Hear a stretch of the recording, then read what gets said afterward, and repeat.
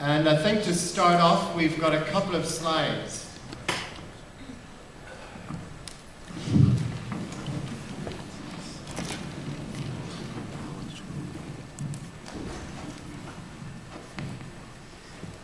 Okay, thank you. So, to put this session in context, we're just going to have a very quick look at a couple of slides here. This is obviously a session about Korean unicorns, a unicorn obviously being a tech company with a valuation of $1 billion or more. Now if you look at this chart here, you can see that since 2003 there's been 39 companies founded in the US that have reached unicorn status. And then if we move on to the second slide, we'll see something which I think personally is really quite phenomenal. Right, there we go. So in a similar amount of time, $10 billion companies have been formed in Korea. So that's really quite impressive for a country that's much, much smaller, for a country that's really not been known as a tech hub for a very long time. $10 billion tech companies formed within a very similar amount of time. And I'll just highlight a couple of quick things about this. I think firstly it demonstrates that in Korea, Korean developers are good at software. Samsung is often gets a lot of bad press for just being a hardware company, which perhaps is true. But there's obviously other companies out there that are producing fantastic software products that are also making a lot of money. And I think another thing it also demonstrates is that the local competition is incredibly fierce. So for Western tech companies wanting to enter the Korean market, there's some fantastically fierce competition, and even the likes of Google, Yahoo, really struggle in Korea. So I think that's probably enough of an introduction to the value of Korean unicorns. And we'll move straight into some questions with our panel here. So I guess the first question, why does no one outside Korea know about Korean unicorns? And does it matter? So Eric Kim, would you like to kick off with that question? I like the intensity of the question. I think it's changing every day. I think that with the increasingly higher profiles of quote-unquote Korean unicorns, the awareness of certain companies like Coupang and Kakao is increasing every day. But it's not at the same level as potentially other countries and the unicorns they have produced. And as we all know, here in Silicon Valley, we can tend to be in somewhat of an echo chamber and kind of hear our own voices often. So I think it really is a matter of time. I think it's great that there are conferences like this be global and organizations like beSUCCESS that can really promote. And it's not just a Korean phenomenon. I think overall, it's really about us all creating a global perspective together across borders. So. Thank you. And anyone else from the panel have a view on that? Great. I just want to kind of chime in that when people say the Korean unicorns are not known outside of Korea, I actually kind of disagree because I spent about half of my time in Japan, and in Japan the unicorns are actually pretty well known. Kakao, Line, Exxon, NCSoft, and so on and so forth. And if you even go to China, Tencent, right? Those guys are invested into Kakao as well. WeChat, the folks, we talk about Kakao Line all the time. My friend in Malaysia actually, sent me a text talking about Kakao as well. And then, Taiwan, all my Taiwanese friends are on Line, for example.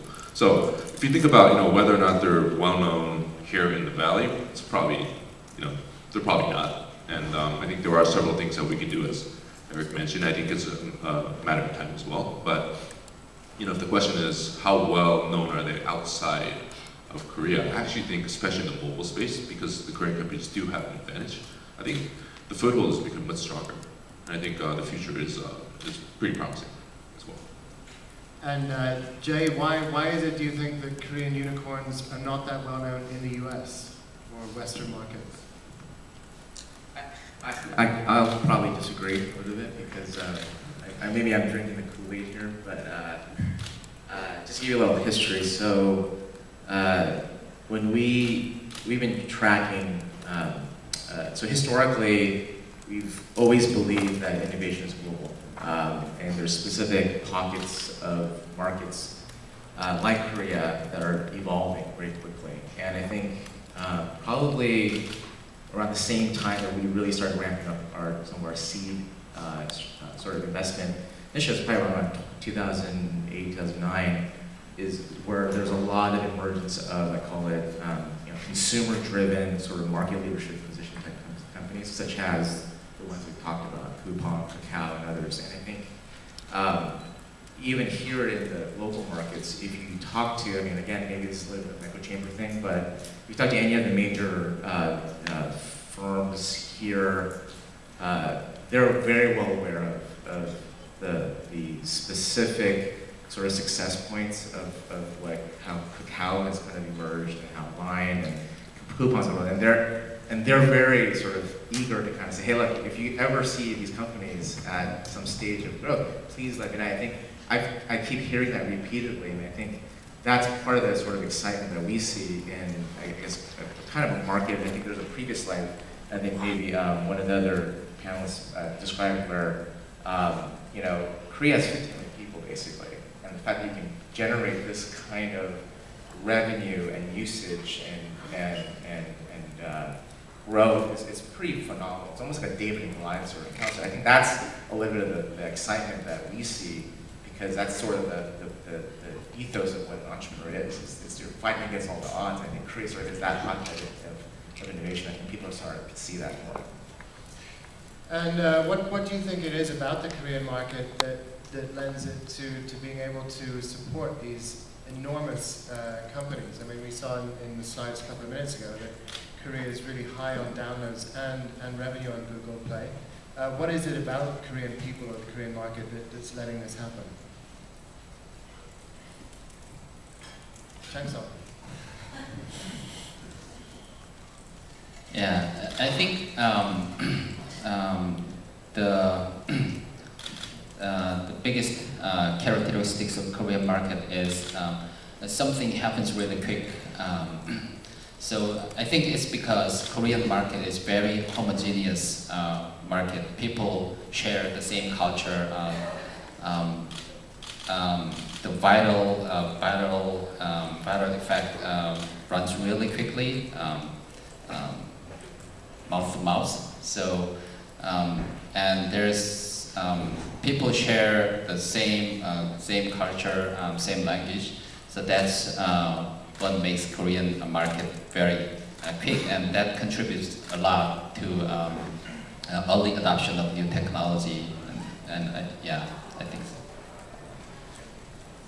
So I'll make a quick comment. I think one of the things that we've learned, and again, this changes over time, is Korean entrepreneurs that we've seen in the past, they're very good at taking something that is either proven or they've seen and really adapting it for the localized market, especially Korea. And I think what that does is it allows you to take something that might have some early product market fit and then really drive in and understand what the nuance and the differences of the models are in the Korean market, for example. And then they I guess the success factors that I've seen at this are really, the main driver is really the cracking the formula, we call it.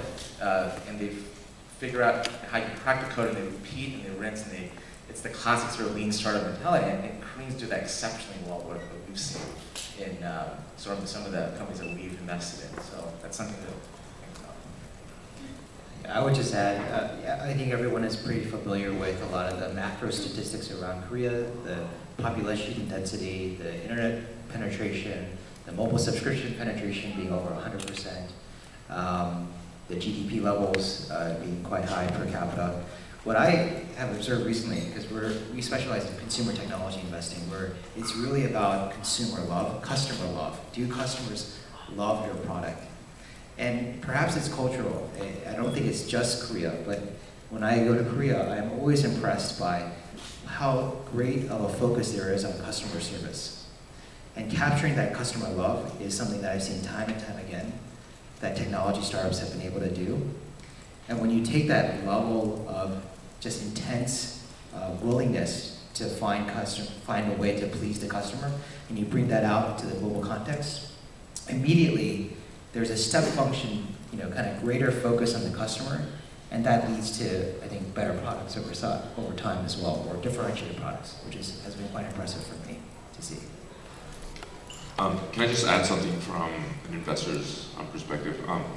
I actually think one of the things that I noticed when I'm in Korea, and I'm actually on the boards of companies in the Valley, Japan, Korea, and then China. And one distinction I see between startups in China, in the US, or the Valley versus Japan or Korea is the reality that there's probably not as much capital flowing in.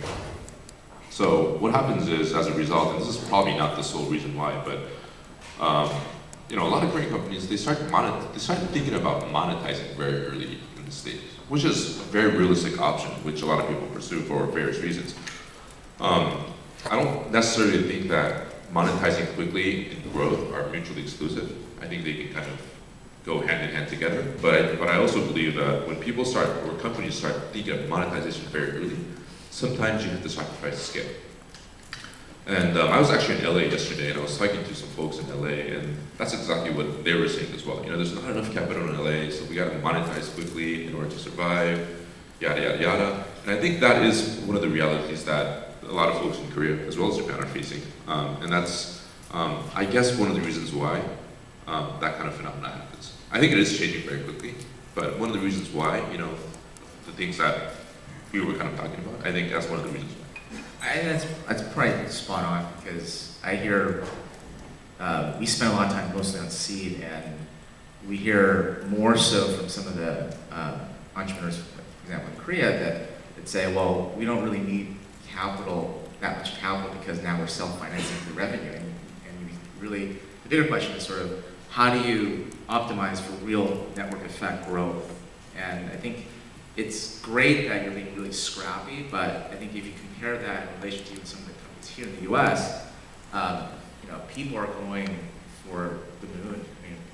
And so what I always tell entrepreneurs is, really go after the big idea, because you didn't sacrifice that great paying job, or the family sacrifices and all the things you're doing to just sort of, I could call it, have incremental growth. And I think that's something that is extremely sort of relevant, I think, as and it'll change, I think, as more capital gets flowed into the markets. Thank you. Now, Changseong, obviously you founded your first company in Singapore as a Korean. You obviously felt that there was more opportunity doing it that way. Your second company, Millard, has been founded in Korea. Why is that? Has something changed about the Korean environment? And also, what is the global impact on your team and also your product, founding your company, your second company in Korea? Yeah. So actually, I have a somewhat different view on team location, different from traditional view. Like your team should be located at the place where your target market is. Let me share the Viki's case first. So Viki was a US company, but our management team and our R&D center was based in Singapore, and our service operation team was in Korea. It's a unique case because Viki's primary target market was North America and South America. So majority of our traffic was coming from North America and South America, while we had our product team in Singapore. Actually, through the experience in Viki, I came to believe that initial team location doesn't matter as long as you can build the right team, and as long as you can build the right company DNA from the very beginning. So questions like this comes like, how can you build the right team in Singapore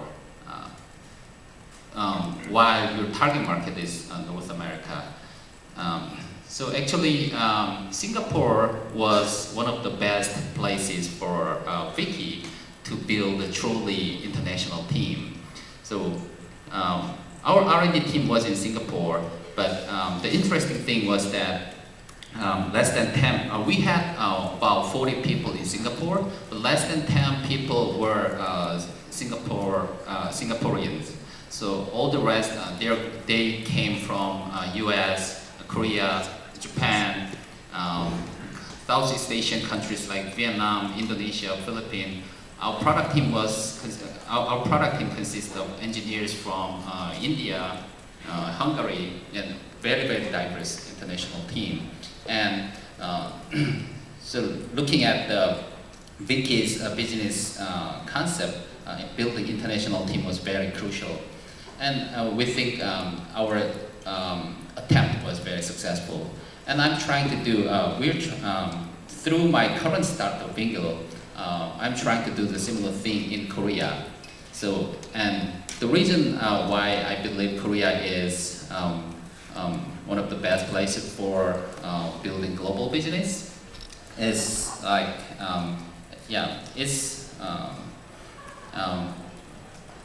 it depends on the business situation, but in our case, attracting top engineering talent is very important. And while we successfully hired top engineering talent from Korea, we brought 7 Americans for marketing team, and we have US educated product team members, and US educated visual designers. So we are building an international team, and Korea is becoming the very, very good place to build the team, international team. You mentioned the international team, and I know, Eric, we've discussed this before. What is the relation between building a billion-dollar company in Korea and having a global team?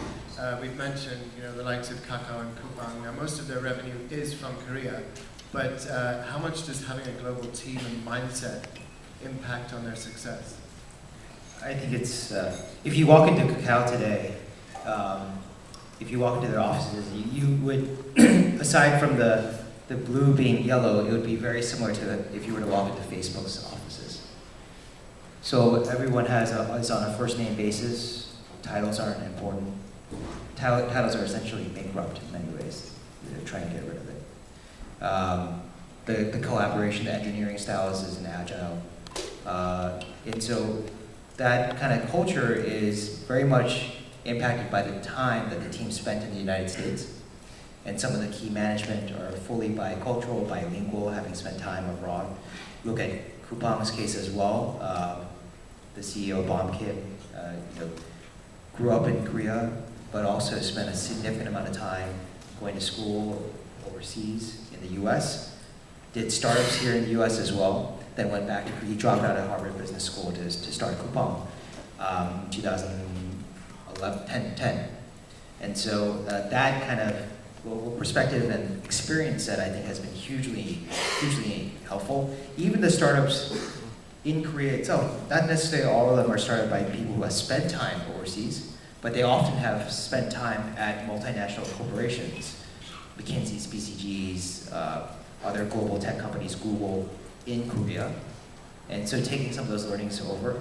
Now, I don't want to overemphasize the importance of that, because at the end of the day, you need to be very culturally aware of the place, your target market as well. But I think it's pretty important to note that there are these key examples whereby marrying kind of I call it the best of the East and the best of the West together, that you can create some pretty special companies by doing that. Any other comments? So we've discussed how having a global team can impact the success of a company. Are there any lessons that you think Silicon Valley, potential Silicon Valley billion-dollar companies can learn from Korean unicorns in terms of doing business in Asia? Are there any mistakes that Silicon Valley companies are making that they could maybe learn from Korean or other Asian unicorns? Can I make a comment? So I actually think that, and this kind of contradicts to what I was mentioning about the fact that the Korean companies tend to think about monetization very early on, hence, they don't have the opportunity to swing for the fences. But that said, I do think, some companies like Kakao or Line or, Nexon, they're very good at coming up with great mechanics to monetize. The whole concept of virtual goods in gaming, it's a concept that came out of Korea, and now it's sort of like, something that everybody does, in a way. And so I do think, especially, given the fact that, Phil Big Basin talked about, Korea being the third largest monetizable market in the world. I think there's a reason for that.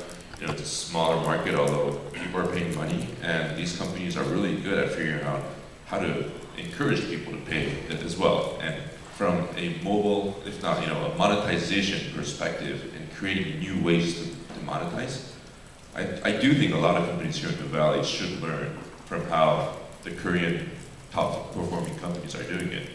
The way Kakao is doing the ads, for example.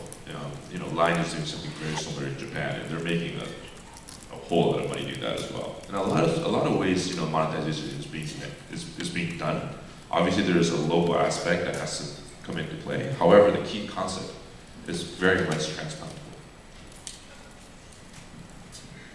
And obviously, there's a lot of interest now from the US, from US VCs investing in Asia and Korea as well. What advice would you give to US VCs in terms of finding the next Asian unicorn? Are there any trends that you can see? Any advice that you would give US VCs?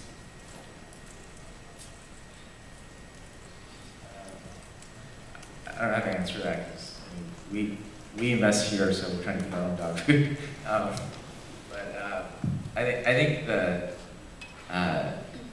I think the thing that we would really think about is how do you actually look at an entrepreneur that's building to solve a problem. I think that's something to start from first, because we've historically tracked, I call it the quality of entrepreneurship, relative kind of to this, I call it hotbed of innovation here in San Francisco. And in some ways we're fortunate. If you compare it to other markets like Korea, China, and others, it's a rapid iteration cycle to a point where I think, I don't know if it's advice, but the market's going to catch up very quickly in terms of, it may not be 100 unicorns or companies that are popping up, but I think there's a very concentrated set.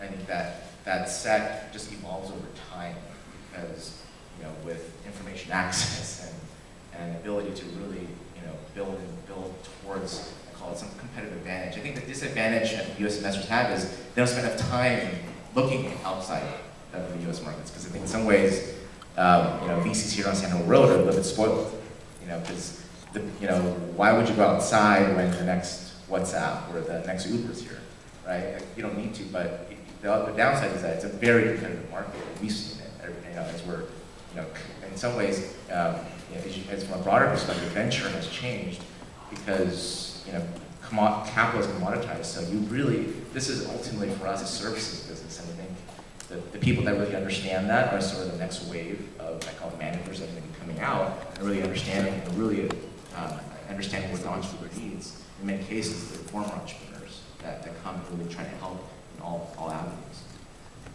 You could make an argument that it is almost an economic necessity that US-based venture capitalists have to start paying attention to the Asian markets. On a pure basis, just looking at where the growth is going to be coming from over the next 5 to 20 years, it's not from North America. It's from Southeast Asia, East Asia, some of the emerging countries. And so it will be by virtue, just the economic reality that you have to pay attention.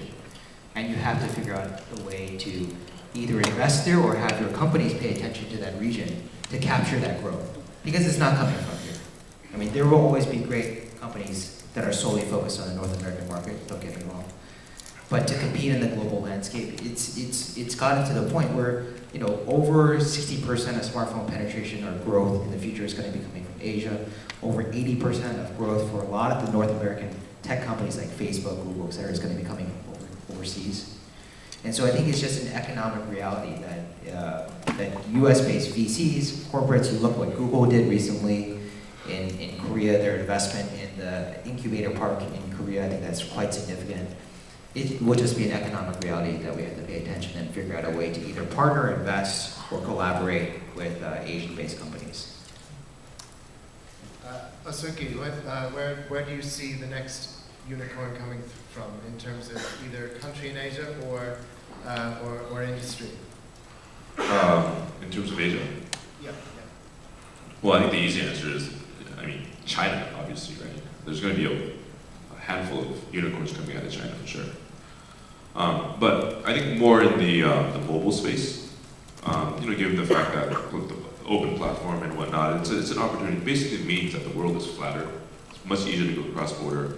And I actually do think the Korean companies and the Japanese companies who have a much richer culture in mobile, and you know, they have a home market where the consumer base is, you know, it's not an easy consumer market to crack. But at the same time, if you do crack it, you can make a lot of money. You know, average revenue per paying user is very high. It tends to be very sticky. So I do think that these companies in Korea, Japan to an extent, they are kind of being trained in a very tough market. And with the global kind of cross-border kind of platform coming into play, I actually do think these two regions have a very good chance of creating the next unicorns. I would add Southeast Asia as well. Oh, absolutely. Yeah, just absolutely. again, kind of just the pure. It's I would just if I would kill for this market, but it is staring us right in the face. Is, you know, 450 million, almost 500 million people between Indonesia, Malaysia, Philippines, and Vietnam, with a, you know, smartphone penetration that's maybe 30% now or so. That's just going to increase, and that's 3G. That's not even 4G yet. And so you're kind of just staring at this market, and you know something's happening. Now, obviously, there's been no mobile monetization yet, no proof points of that yet. But you know the macro kind of themes and the structure there, setting it up for success. So there may be a unicorn coming out of that region as well. Yeah, and I think the 2 points. One was, so the other day I was spending time with a very well-known entrepreneur that started a Singapore-based but Southeast Asian strategy venture fund. And I think his observations were, you know, he had, you know, classic born, trained here, success, went out to Singapore and surveyed sort of the landscape of Southeast Asia in particular. And he said, look, we're seeing, you know, he's literally like, it's like taking candy from a baby. That's what he literally said. He said that there's models that are extremely well proven here, and he's literally just having to adapt, and not even something adapt, you know, at least in some of the consumer or even just platform business, and saying like, there's category-defining companies that have yet to be created here, and we're going and we're trying to fund those entrepreneurs that are actually in those businesses today. And I think the second observation too is the advantage that you see with you know, we have this term here calling, you know, what are some of the investment opportunities in the US, and we call it mobile first. But in reality, in markets like China and Korea, mobile sort of, that was the first sort of reality of the internet. So I think there's a lot of interesting acceleration of the models, even consumption behaviors that you've seen that I think are almost playing to the favor of new innovative type opportunities that are coming out. Can you just one other? So I think the other perspective is, so I'm on a board of a gaming company based in Beijing called Happy Elements. When we invested back in the days, this was 2010, the local Chinese market was not very monetized.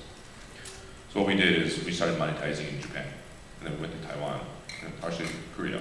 Today, the company is on a run rate of about $200 million. About 1/3 comes from Japan revenue, 1/3 mainland China, 1/3 Taiwan, and then a small portion from Korea as well.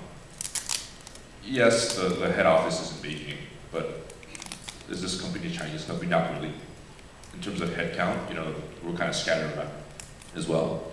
So I think the whole concept of, hey, this company is Chinese, or this company is Japanese, or this company is whatever, Indonesian, or whatever. I think that whole concept itself, I think is probably going to change as well. Because if you really want to become a unicorn, you got to have that revenue stream, the revenue geographical portfolio in terms of revenue. It has to be kind of spread out between multiple countries. So I think that whole concept is going to evolve as well. Right. We've got a couple of minutes. I'm going to ask one quick question to Changseong, and then I think we've just about got time for a couple of audience questions as well. So Changseong, you're obviously on the ground in Korea, much more than the other three guys here. Where do you see the next Korean unicorn coming from? And not Bingo.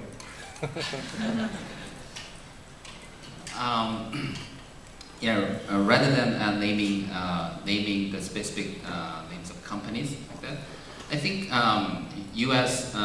investors are really should really pay attention to Korean entrepreneurs, Korean early stage companies, because just as Singapore is recognized as the hub to enter into Southeast Asian market, I think Korea is changing, and Korea has great potential to be the hub for Asian market. So many young entrepreneurs these days, they are thinking that Korean market is not big enough for them. Korean market is sizable, but they think their ambition is very high. Korean market size is not like the Chinese market or Japanese market. So Korean entrepreneurs have very big appetite to go global, especially to China, Japan, and Southeast Asia. And Korean environment are very friendly to overseas investors, unlike other countries. So it is. I'm pretty sure that for the next 10 years, there will be big Korean unicorns that will have presence over multiple Asian countries. Right, thank you very much. Right, we have just a couple of minutes then for a very quick couple of questions from the audience. Anyone for a question? Right, John, do you have a mic with you? Yeah, we can. There's a lady just here in the middle. Would you like to stand up and present your question?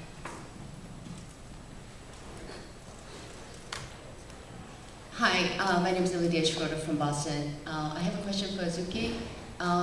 As foreign investors interested in investing in Korea, one of the questions is about the board of directors' roles and responsibility, and particularly with the legal liability when the company doesn't go. So do you want to share of your experience and some of the lessons? Sorry, what was the question? So it's one of the important things as an investor is taking the board of directors' roles and responsibilities. So particularly for foreign investors investing in Korean company, where the governance structure is not really matured, I don't think. I could be wrong. But what is your experience as the roles and responsibilities, and particularly legal liability as a board members when the company doesn't go right? So you're talking about taking a board seat in Korea? Correct. And my understanding that you have some investors in taking the board roles. Roles, responsibilities, and liabilities if it all goes downhill, I think was the question. Is that right? You know, I think it doesn't really differ that much because it's Korea. I think one reality that we have to think about a lot in Korea is the fact that if things kind of go downhill here in the Bay Area, there's certain ways you can create exits versus in Korea there aren't too many people who have the appetite of buying companies, and who are even if you kind of try to create a similar structure that you do in the U.S., the exit options are not necessarily there. So the environment is very different. The number of players are different as well. So I think it is important to be mindful about what who the players are and what the opportunities are as well. And talked about U.S. investors kind of, going into Korea or wherever. But I think it's very important, like when a gaming company goes cross-border, we talk about localizing the game, right? Making sure that the mechanics, really, really resonate with the local audience. I think it's the same thing for VCs as well. When an investor goes into a local market, you have to understand the context. You have to understand,